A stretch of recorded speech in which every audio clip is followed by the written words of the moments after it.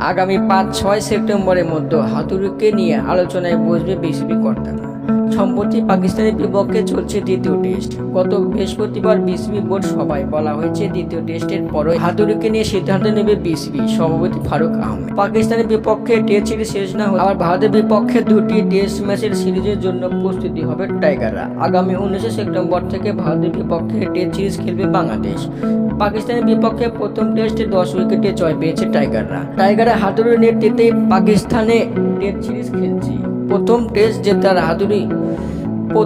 জেতায় হাতুড়ি একটু সম্মান বেড়েছে। যদি দ্বিতীয় টেস্টেও জেতে টাইগাররা, তাহলে পাল্টে যেতে পারে বিসিবি কর্তাদের সিদ্ধান্ত। দর্শক, হাতুড়িকে যদি বাদই দেয় বিসিবি, তাহলে ভারতের বিপক্ষে টেস্ট সিরিজে কি সালাউদ্দিন বা বুলবুল কি পারবে টাইগারদের উপযুক্ত নেতৃত্ব দিতে? শেখ হাসিনার সময় হাতুড়ি যা খুশি তাই করেছে, কিন্তু হাসিনা পতনের পর হাতুড়ি কিন্তু ঠিকই জানে আবার পতন হতে পারে। তাই তো হাতুড়ির অবদানে প্রথম টেস্ট জিতেছে 10 উইকেটে বাংলাদেশ। হাতুড়িকে প্রশ্ন করা হলে তিনি বললেন, নতুন বিসিবি যা সিদ্ধান্ত নেবে সেটাই মেনে নেব। বিসিবি কি সিদ্ধান্ত নিতে পারে?